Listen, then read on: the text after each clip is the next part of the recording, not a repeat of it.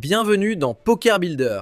Aujourd'hui, on parle d'un sujet très concret, coaching, vidéo, forum, comment investir dans sa progression au poker sans se ruiner. Parce qu'entre les contenus gratuits à volonté, les formations payantes, les coachings individuels et les groupes privés, c'est facile de se disperser, de dépenser trop ou de consommer de l'info sans progresser. L'objectif de cet épisode, te donner une carte simple de l'offre de formation et surtout une méthode pour apprendre plus vite avec moins de stress et moins de dépenses. Plan de l'épisode en 4 parties. 1. Les ressources gratuites. 2. Les ressources payantes. 3. Comment choisir intelligemment. 4. Une règle simple pour ne pas te perdre. Et à la fin, je te propose un mini exercice à faire cette semaine. Partie 1. Les ressources gratuites. Les ressources gratuites sont souvent sous-estimées. Pourtant, si tu les utilises bien, tu peux déjà faire une énorme différence sur ton jeu. Le danger, ce n'est pas que ce soit gratuit.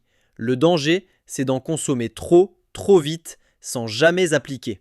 Premier pilier, les forums. Un forum, c'est une école ouverte. Tu peux lire des analyses de main, poser des questions et comprendre comment d'autres joueurs raisonnent. Un exemple connu côté francophone, Club Poker. Tu y trouves des sections par limite, des discussions stratégiques et des retours d'expérience. Comment bien utiliser un forum ? 1. Ne lis pas juste les réponses. Essaye d'abord d'écrire ta propre analyse de la main, même si elle est imparfaite. 2. Poste des mains avec un contexte clair. Format, limite, stack, position et surtout ton raisonnement. 3. Garde en tête que tout le monde n'a pas le même niveau. Apprends à trier. Deuxième pilier, les chaînes YouTube. YouTube, c'est parfait pour apprendre visuellement. Range, explication de line, exemple en direct. Mais attention au piège du divertissement. Certaines vidéos ressemblent à de la stratégie, mais te donnent surtout envie de jouer sans te donner un plan. Comment en tirer de la valeur ? Choisis un thème précis, par exemple, c-bet au flop en position ou défendre sa big blind.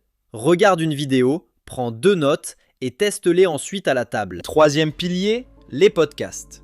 Le podcast, c'est le format idéal si tu manques de temps, en voiture, à pied, en faisant autre chose. Il ne remplace pas une session de review, mais il aide à construire une vision globale, à rester motivé et à intégrer les bons principes. Et bien sûr, des podcasts comme Poker Builder sont là pour te donner des cadres simples et actionnables, pas juste des concepts abstraits. Partie 2. Les ressources payantes. Passer au payant peut être très rentable, à condition de choisir au bon moment et au bon endroit. Le principe, tu payes pour gagner du temps, de la structure et de la personnalisation.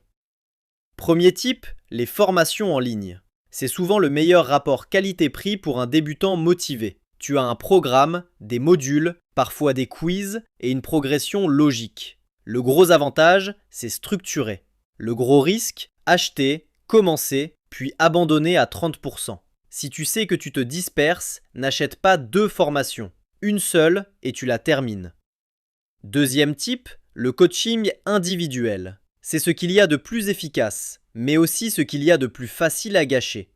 Un bon coach te fait gagner du temps parce qu'il repère tes leaks, te donne un plan et te force à être rigoureux. Mais si tu prends un coaching trop avancé pour ton niveau, tu vas ressortir avec des mots compliqués, des concepts mal digérés et 0 changement concret. Le coaching individuel devient vraiment intéressant quand tu as déjà un volume minimal, des questions précises et quelques mains à analyser.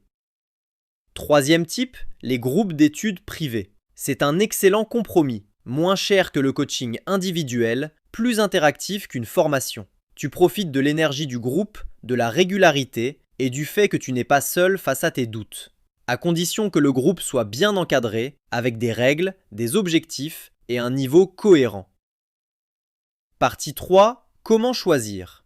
Pour choisir sans te ruiner, tu dois filtrer selon 3 critères. Ton niveau, le format et le rapport qualité-prix.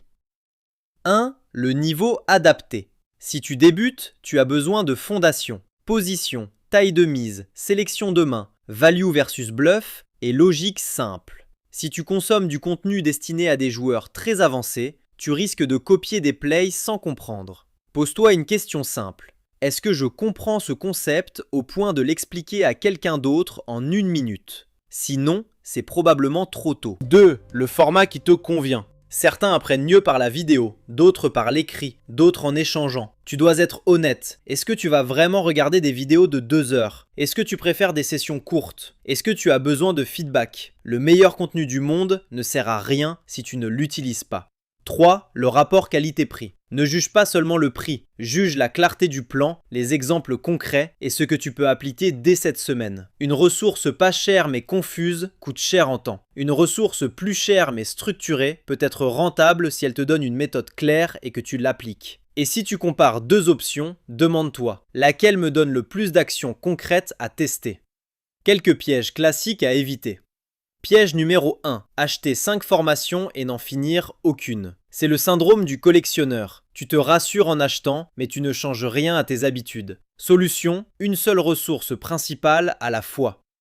Piège numéro 2. Prendre un coaching trop avancé. Si ton jeu a encore des fuites évidentes, comme trop de calls, pas assez de value ou des sizings incohérents, tu n'as pas besoin d'une stratégie ultra théorique. Tu as besoin de fondamentaux et de discipline. Solution, commence par une formation structurée ou un coach qui sait enseigner aux débutants. Piège numéro 3. Les forums toxiques. Oui, les forums peuvent être une mine d'or, mais ils peuvent aussi être remplis d'ego, de réponses agressives ou de conseils mal expliqués. Solution, cherche les contributeurs pédagogues, vérifie les arguments et n'hésite pas à partir si l'ambiance te détourne de ton objectif. Partie 4. La règle simple qui change tout.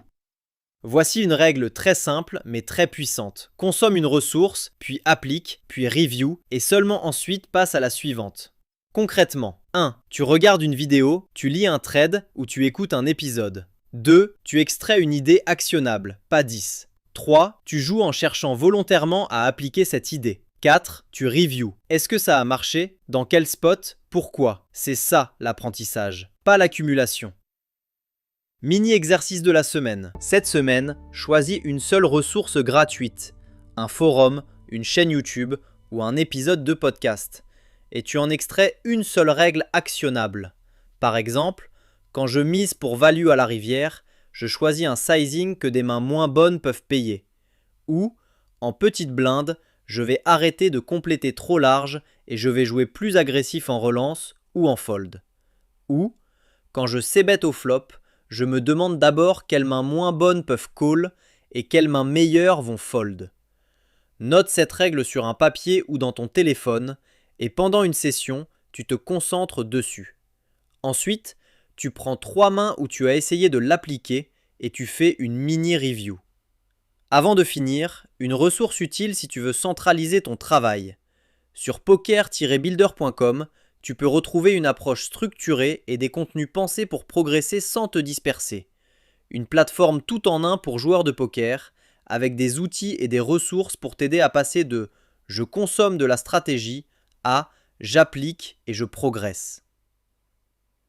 Conclusion. Si tu veux progresser sans te ruiner, retiens 3 idées. 1. Le gratuit peut suffire pour avancer si tu appliques. 2. Le payant peut être très rentable si c'est adapté à ton niveau et à ton format. 3. Une ressource à la fois, application, review, puis seulement après, tu passes à la suite. On se retrouve dans un prochain épisode de Poker Builder. D'ici là, choisis ta ressource gratuite de la semaine et transforme-la en une seule action concrète à la table.